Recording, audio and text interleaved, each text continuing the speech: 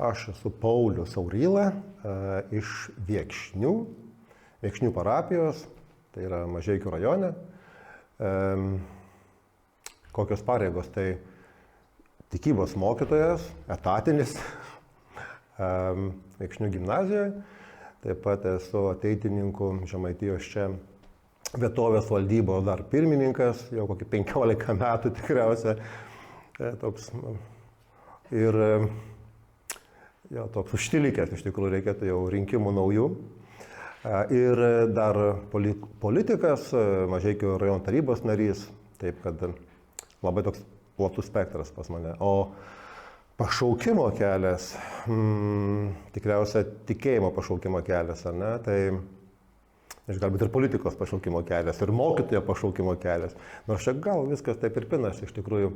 Šiaip iš tikrųjų pinasi viskas, nes pradėjau tai nuo pat atsivertimų jokio nebuvo tokio pas mane, kadangi pas mane aš tikinti šeima, tėtis, mama, tėtis netgi ilgus metus Viekšnių parapijoje zakristijonavo, tai aš nuo pat mažumės dar į mokyklą nejau, pradėjau patarnauti mišiom, sekmadieniais, laukdavau tokio draugo, kuris eidavo specialiai, mama paskambino, kad eitų pro mano kiemą ir pasiimtų mane, nusivestų į bažnyčią, nes man nebuvo drąsu tada, bet kartu ateidavom. Ir jau išmokau patarnauti mišiom ir man bažnyčia buvo savas reikalas, kaip sakant, ir ypatingai sekmadieniai tai buvo visiškai aiškus dalykas, ką aš veiksiu sekmadienį, iš tikrųjų. Va, tai augant metams, iš tikrųjų, nelabai kas ir keitėsi, iš tikrųjų, bažnyčia tokia turi pastovumo, aiškumo ir ramumo, mokykla ir sekmadieniai, aišku, aš sovietmečiu tai nebuvo paprasta taip eiti patarnauti mišioms, bet kažkaip, nežinau, tas sovietmetis irgi toks pakankamai lengvas man buvo, nors kai tai sakydavau, kad ten galbūt kažkas biškiliuką per dantį, kaip sako, traukia, kad ten į bažnyčią kažkas eina, bet kažkaip sovietmetį tai buvo ir atspara tokia įdomi, nes daug eidavo. Nes, pavyzdžiui, aš prisimenu sovietmečiais prie altoriaus, adorančių mergaičių koks 40 tikriausiai stovėdavo. Tai tu pabandyk mokyklo dabar 40 rasti adorančių, ne, kurios sekmadienį prie altoriaus, o vaikinų irgi koks 20-30. Tai vaizduok, apie 50-60 žmonių kiekvieną sekmadienį tau, jau nekalbant apie šventes kažkokias, tai kurios susirinkdavo. Tai va, tas būdavo ant tiek natūralu. Tai aišku, atėjus nepriklausomybei, tas virsmas, 88-ieji sąjūdis, 89-ieji Baltijos kelias, tai kažkaip mano šeima, ypatingai mama, buvo tokia irgi politiškai nebejinga, mes ir Baltijos kely dalyvavom, ir sausio 13 aš įvykių dalyvis, aš turiu ženkliuką. Tai mes ne prie bokšto buvom, kur tie skaudus įvykiai, bet mes prie aukščiausios tarybos buvom nuvykę, štuomet buvau 11-okas. Tai va, tai šitie visi įvykiai, mūsų augino iš tikriausia. Tai va, ir per šeimą taip natūraliai tas mano pašaukimas susiklostė, kad atėjo nepriklausomybė, kažkam reikėjo dėstyti tikybą. Tai pas mus pradėjo vargonininkas, bet jis išėjo į politiką, taip gavus pavasarį rinkimai, jį išrinko į Akmenės tarybą. Ir jis sako, staigiai eini, reikia tikybą, aš išvažiuoju nuo pirmadienio, tu eini į mokyklą. O aš, skaitykit, metai pabaigęs mokyklą. Tik tai buvau. Tai praktiškai atėjau dirbti mokyklą po metų, kada mano mokytojai buvo, dabar aš jau kolega jų. Tai toks, čia toksai buvo iššūkis ir, tokio atstumo galbūt nebuvo tarp manęs ir jaunimo, kadangi irgi tai vyresnių klasių, tai aš prieš porą metų tai baigęs, bet neakivaizdžiai pradėjau studijuoti teologiją, kadangi klebonas pasakė, kad reikia, ir automatiškai mano likimas buvo nuspręstas. Ir toks pašaukimo paprastas, lengvas kelias iš tikrųjų buvo, labai aiškus, labai iš tikrųjų. Tokių nebuvo jokių... Net ir klausimų, ar ne, kad galbūt ne mano kelias ar panašiai? Ne, kad kažkaip iš karto įsijungitas entuziazmas, galimybė dirbti. Vitalijus Vizdenis vargonininkas jau buvo pradėjęs įkūrinėti ateitininkų organizaciją, atkūrė, kuri prieš pokarį veikė Viekšniuose. Aš iš karto perėmiau ją, tada tokia vėl naujos galimybės ir įdomumas, aišku, tada tų pasiūlų tokių nebuvo, visi visko nori, iš tikrųjų jaunimas ateina ir kelionės įvairios ir aišku, vyskupijos mastu renginiai daromi. Tai dabar aš stebiuosi iš tikrųjų ir parapijos mastu. Mes rekolekcijas jaunimui prieš mokslo metus Viekšniuose padarydavom ir jie susirinkdavo 150 jaunuolių. Dabar vyskupijos mastu, aš spėju, tiek yra padaroma, surenkama, tai kažkada parapijos surinkdavo po šitokį skaičių. Tai reikia įsivaizduoti, kokios buvo pajėgos, bet šiaip ir Karitas pasijungdavo, ir klebonai turėjo entuziazmo labai daug, nes ta sąjūdžio dvasia, ką reiškia dvasia, ne pašaukimas. Čia yra, ji tokia buvo visą Lietuvą apėmus. Ir tada ta jautėsi ir vienybė, ir ta bendras tikslas, idėja, kryptis, ir liktai visi žinojo, ką daro. Ir valstybė liktai judėjo gerą kryptim, ir parapijos judėjo, ir šeimos judėjo, ir visi tie, kurie atgavo tą laisvę, sakykime, kurie dar labai daug žmonių buvo iš tų tremtinių kartos. Mes ką tik Birželio 14 minėjome, tremties dieną. Tai žmonės iš tikrųjų su entuziazmu į tai kibo. Tai manau, buvo svarbu. Tai. Ir ta bendra kryptis iš tikrųjų davė tokių daug vaisių. Ir tokia mano pradžia. Aš gal norėčiau klausti, sovietmetis buvo, atrodo, sudėtingai į bažnyčią, bet kartu ir ateidavo daug jaunimo, bet aš galvoju, tai buvo pilkas laikas, ta prasme, kad nebūdavo daug ko veikti. Ir staiga bažnyčia pasiūlo, ar nekviečia tave, o dabar šiais laikais ta hedonistinė kultūra yra tiek veiksmo, tiek spalvų jaunimui. Ir kaip juos bažnyčioj, kur ganėtinai tas pats per tą patį, kaip dėstytojas sako, tai jūs katalikai sugalvojat ką nors naujo, mišios, viskas tas pats. Kaip šiuolaikinį žmogų iš tos kultūros spalvingos atvesti į bažnyčią? Labai geras klausimas, iš tikrųjų čia yra.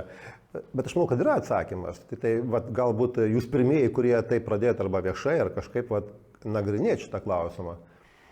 Todėl, kad pažiūrėkit, kai nueinam į bažnyčią, kokią nors senesnę bažnyčią, bažnyčia nuo seno žinojo ir ji buvo labai moderni. Pažiūrėkit, kiek bažnyčia yra įvairiausių paveikslų, angeliukų, lipdinių ir taip toliau. Jeigu ateinam, aš prisimenu, pats būdavau mažas vaikas, dar netgi patarnauti neidavau, bet mane mama nusivesdavo. Ką aš veikdavau bažnyčioje? Miegodavau suole, iš tikrųjų, kai kiti meldavo, pavargdavai, žinai, ten. Arba ką darydavai, arba skrolindavai. Ką reiškia skrolinti? Aišku, ne telefone, kas dabar, bet tu skrolindavai aplinką. Kiek įvairiausių paveikslų, kiek angeliukų, kiek kas ten, kiek ten, ne? Taigi bažnyčia, kaip žinodavo, kad galima kalbėti ir per vaizdinius. Ir kadangi nebuvo telefonų, bet bažnyčia buvo, kaip sakant, numeris 1, kuri pasakė, žiūrėkit, tai yra svarbu, kad akis dalyvautų tame, įtrauktų žmogų, ne? Nes galima į žmogų prabilti ne tik per tekstą, aišku, ir muzika dar čia plius, ne? Irgi per garsą. Tai reiškia, visą žmogų įtraukia. Ir ausis, garsas, ir tekstas, suprasti reikia, ne? Ir vaizdiniai, ir kvapai, netgi smilkalai, ne? Ką mes žinom liturgiją, tai reiškia, visą pilnutinį žmogų įtraukia. Netgi skonį. Jeigu žinote, ne? Kad žydai sakydavo, kad žydai paimdavo savo šventą raštą ir tą šventą raštą patepdavo medum viršelį ir duodavo vaikams laižyti. Ir vaikai palaižo, žinai, ir sako, čia žinok yra toks skonis. Čia toks skonis yra tame tekste, kad tu pajustumi, žinai, čia yra kaip medus. Nes tu gali sakyti, vaikelė, čia labai svarbi knyga, žinok, yra čia mano senelis skaitė, jau tavo senelis skaitė, dabar aš skaitau ir tu turėtum skaityti, nes čia labai svarbu yra. Bet, ką tai reiškia tie žodžiai? Vaikas pasiklausė, tau svarbu, tu skaityk, žinai, ne?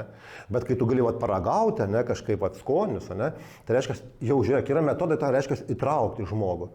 Aišku, šiuolaikinė visuomenė, mes turime iššūkių, ko nieks neįvaldė kol kas dar. Mūsų Europoje, gal čia europiniai daly, mes atgavę laisvę ir ta technologinė pažanga iš mūsų atėmė vieną dalyką – gebėjimą nuobodžiauti. Šiandien ir tėvai turi suprasti, ir mes turim, ir mokytojai turi suprasti, kad jau pradeda suprasti. Jau kai kurios valstybės pradeda ką pasakyti, kad į mokyklą telefonų nesinešim. Bus atribojimas, atskirtis. Australija drąsiausia pradėjo, paskui ten jau, žinau, prancūzai lytai jau diskutuoja, ar parlamentas jau nubalsavo. Jau yra rajonai, kur lytai mūsų Seimas priėmė, kad, tegul patys rajonai ar mokyklos, mes paliekam laisvę, tegul nusprendžia patys, jeigu reikia, tegul priima. Bet tokio, kad vieningai pasakytų, žinai, mes priėmėm, nes būna nelabai drąsių direktorių, nelabai drąsių mokytojų, kurie sako, tegul tie vaikai turi, žinai. O man teko girdėti paskaitą, kur sako, tai įsivaizduok, ką reiškia turėti telefoną vaikui.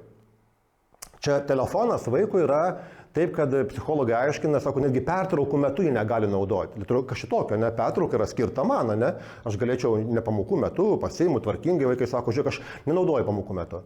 Bet skrolinimas emociškai paveikia vaiką taip, liktai tu būtumai, taip vaizdžiai kalbant, pasivažinėjęs amerikiečių kalneliais. Tavo emocijas, tavo tiek įkaitina, ir dabar tu įsivaizduok, pasivažinėjai amerikiečių kalneliais, į tavo mokytoją atneša knygą ir sako, skaityk. Kur iš čia norėtumėt po pasivažinėjimo amerikiečių kalneliais, kur tu klikėjai, šaukėjai, wow, ne, ir staiga skaityk, pusę valandos, ramiai. Fiziškai tai yra neįmanoma, nes tavo emocijos verda, tu kunkuliuoji visas.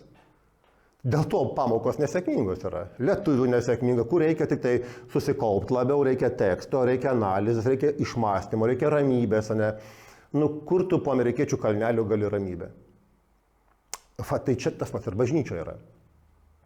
Bažnyčia irgi turi neužmiršti, neturėtų užmiršti, kad mes kalbam tai, bet aišku, visi sakys, nėra galimybių, liktai liturgija turi būti pritaikyta ir vaikams. Ir giedojimas, giesmės. Aš sutinku, kad gražu lotynų kalba,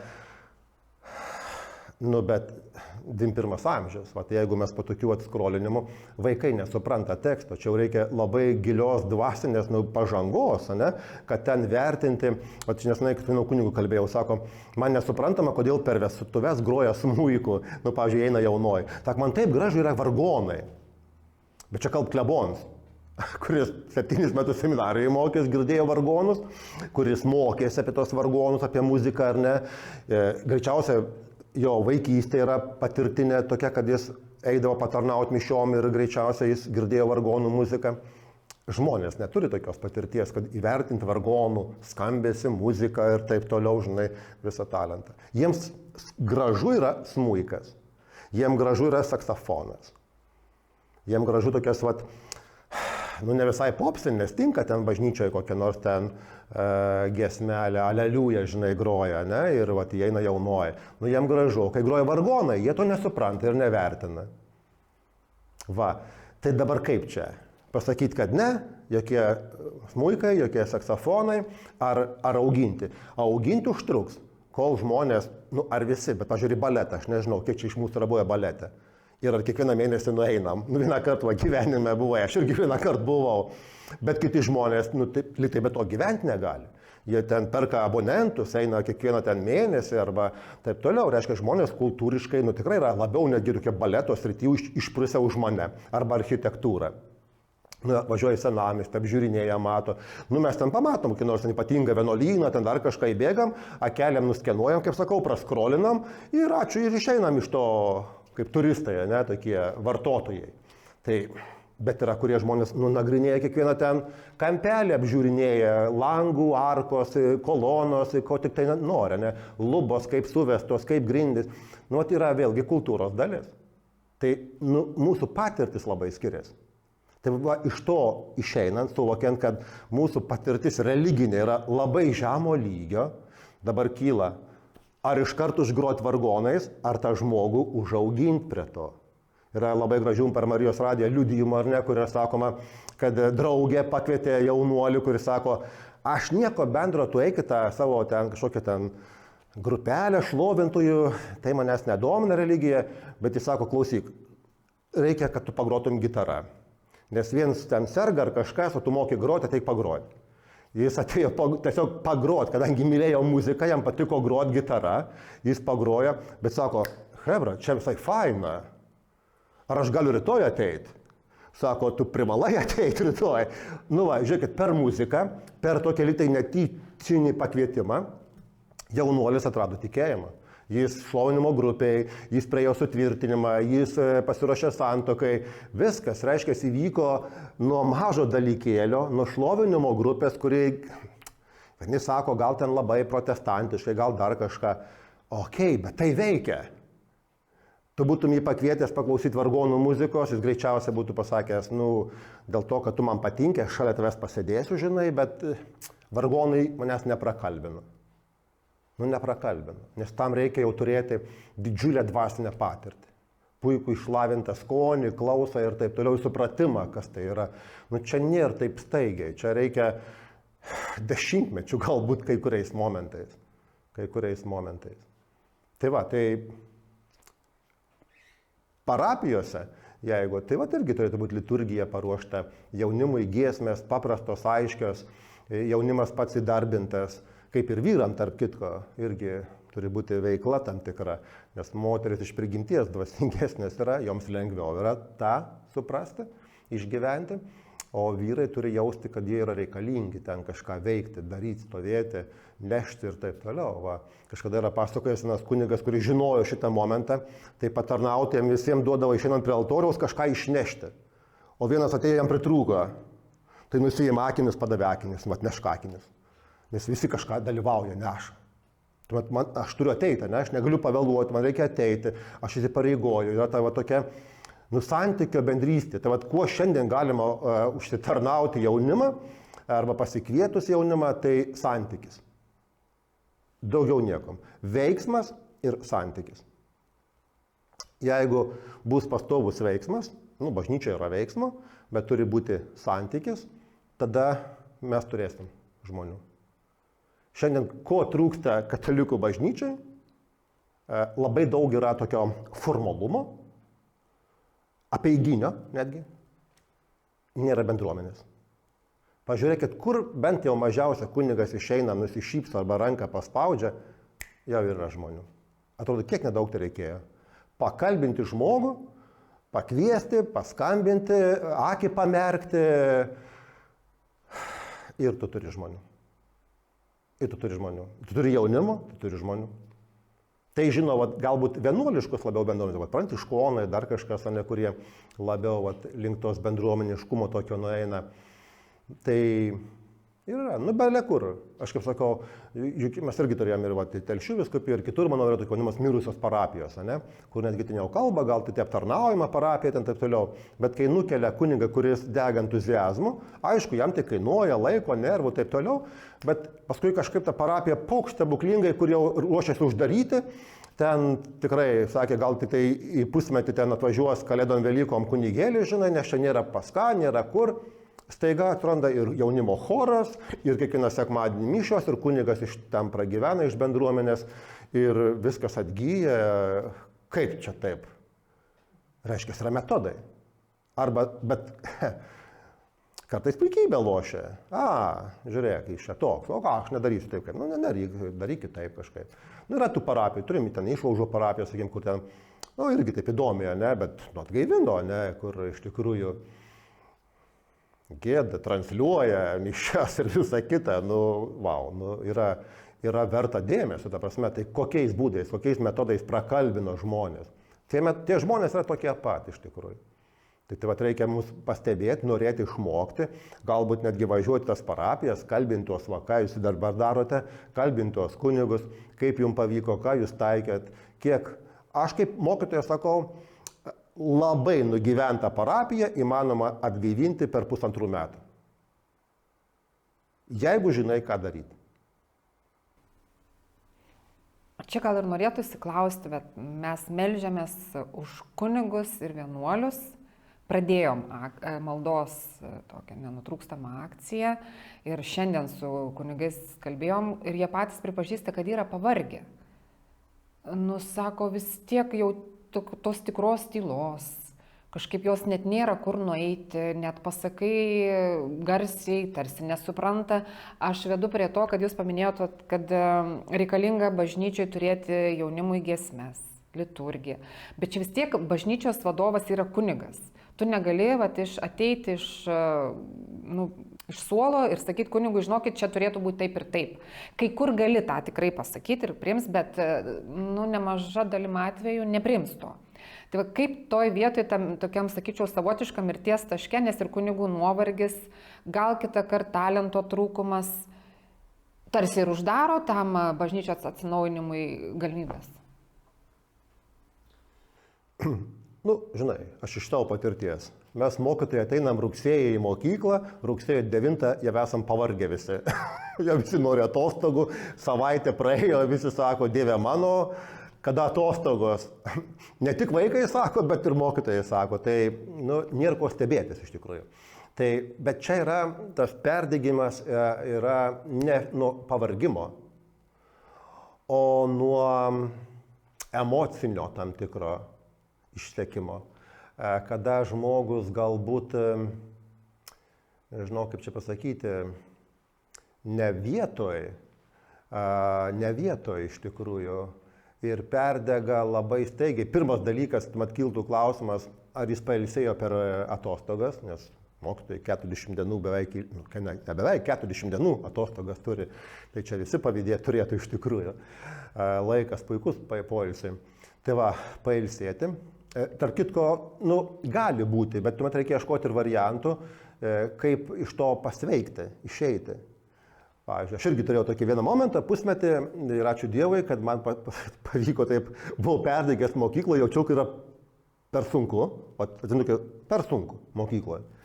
Pavargai, 30 metų jau, tai tokias mintis, tu 30 metų mokykloje, žinai, tu kalba tau kažkas, tu 30 metų mokykloje, žinai, tu pailsėk jau, tu čia visi tie vaikai, žinai. O man, pavyzdžiui, ypatingai yra sunku su mažiukais dirbti, man vyresniokai liuks yra, kurie galvoja, mąsto.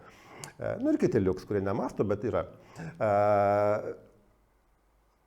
Bet toks momentas buvo, kad aš irgi jaučiau tokį perdegimą ir tada pavyko išeiti iš politikoje, buvo reikalas vicemeru, tai aš išėjau pusę metų, tai galvoju, ačiū Dievui, žinai, pailsėjau, žinai, nuo mokyklos.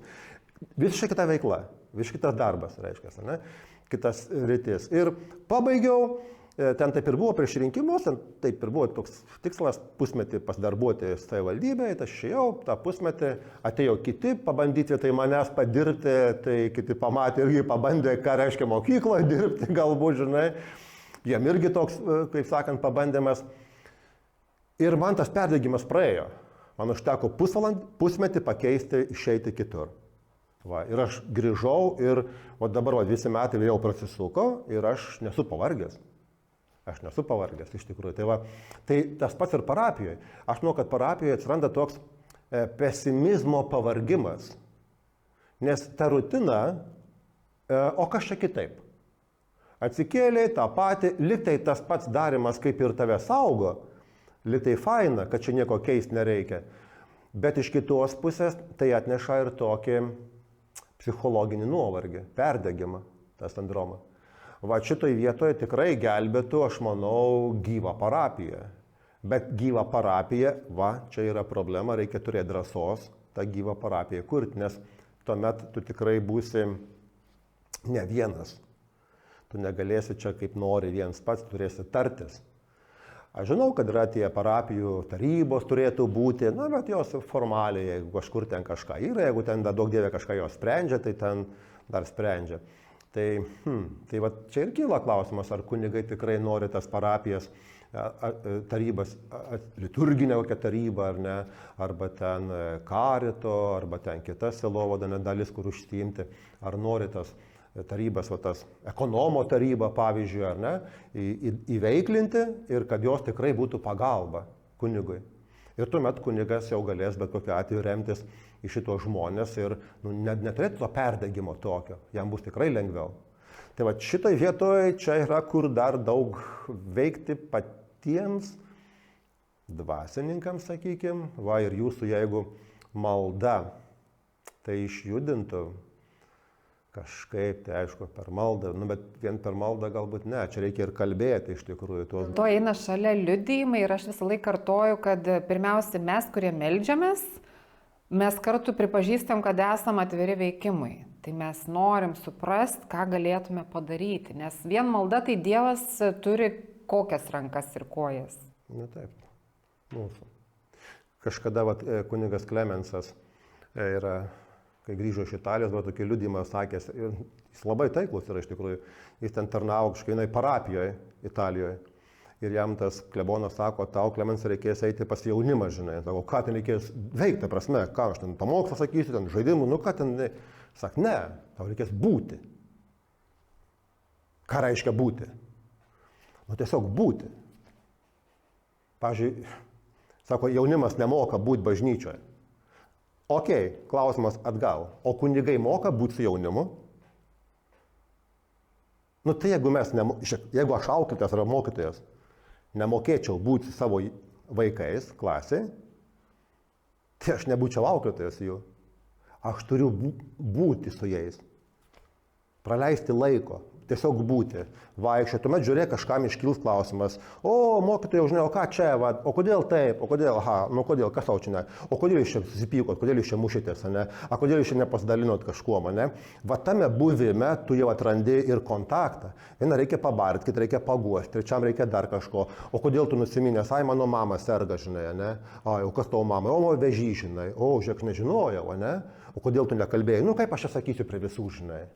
O be būdamas, tu įsiaiškini nuostabių dalykų ir tu paskui žinai, žiūrėk, tam vaikui yra bėda, ne?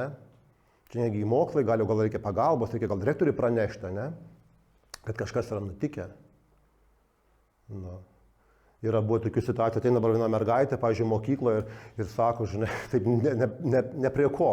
Aš galiu pabūti, žinai, nu pabūk klasė, žinai. Paskui sako, o mano tėvai skiriasi. O kodėl jį pasiliko, žinai, ne? Pasiliko, matyt, reikėjo kažkokio tokio pakalbėjo, aha, nu tai reiškia, ar lengvai skiriasi, ar sunkiai, nu visko yra, nu va. Ne? Tai reiškia, nu gyvenimas yra, bet jeigu tu nebūni, tai tu nepažįsti savo parapijos. Nu kai pažįsti, nu pažįsti nuo altoriaus, nu tai pirmą eilę tų pačių močiučių. Kuriom reikalinga pagalba irgi dvasinė yra, bet jeigu, nu tai, va, tai ką tu pažįsti, tą ir turi, žinai, ir jos visą laiką ateis.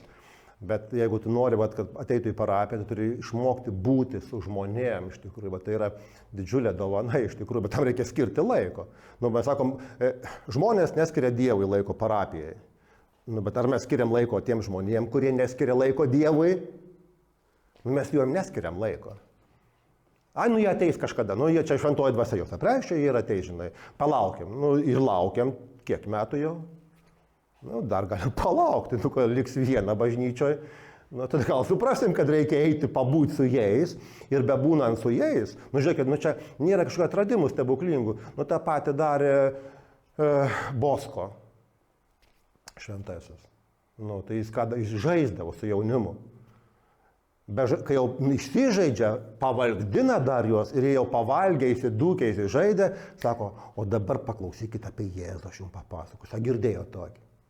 Nu. Ir kai jau susidraugauja, čia tai 4 žingsnis. O gal kažką dabar nueikime į bažnyčią, sekmadienis būšinai. O, tai po ko? Žaidimas, maistas, katechezė, ateinam į bažnyčią. O mes to žingsnį dabar praleidam, kodėl neteina į bažnyčią? Nu, tai neteina į bažnyčią, nes nenormalu, mes darom lūkesčiai nenormalūs. Tai va, čia turi būti nuosekliai. Ir čia nieko naujo, bažnyčioje tai viskas yra. Tai reikia, kaip sakant, paimti ir daryti tai, kas yra. Na, tai va, keista, kodėl mes kartais ieškom tai arba kažkaip taip aimanuojam, lyg tai nežinotume, kad kažką praleidom. Na, tiesiog nepraleiskim tų punktų ir darykim. Tai kalbėjom apie tai, kad bažnyčioje mažėja jaunimo ir kad pati parapija atsakinga iš tikrųjų, kad prisitaikytų prie to jauno žmogaus ir kad santykis yra svarbiausia. Bet ne tik kunigai esame ir tikybos mokytojai, mes. O kaip žinom, pernai nieks nestojo po vidurinės į tikybos mokytojus, šiaip taip surinko grupelį iš kitų mokytojų. Tai kaip šita vieta atrodo, nes yra dalis galbūt mokytojų tikybos, kurie irgi pavargę nuo visuomenės, nuo to vaikų tokio atrodo netikėjimo ir to santykio nemezga ir kad nestoja. Kaip tą sritį atgimdyti? Tai, žiūrėkit, čia tas pats yra. Svarbu yra norint kažką, iš pirmo, norint kažką mokinti, Ar tai būtų tėvai, ar tai būtų mokytojai, nesvarbu ar tikybos, ar tai būtų kunigai, pirmiausia, tu turi turėti santykį. Nėra santykio, tu nieko nepamokinsi. Gausis ginčas arba muštynės. Netgi konfliktas gali būti. Pavyzdžiui, jeigu tu turi puikų santykį, tu gali netgi tikrai kitą kartą, nenoriu čia taip sakyti, ar girtis ar kažko, bet tu kitą kartą gali rimtai sudrausminti kažką, nes jis tave pažįsta kaip savą. Ir ant tavęs nepyksta, nes tu esi savas. O, mokytojas Paulius man. Čia aš biškiliuką perlenkiau lazdą. Bet tai ir mano žodis gali būti kažkoks tai griežtesnis ir kažkas tai tokio.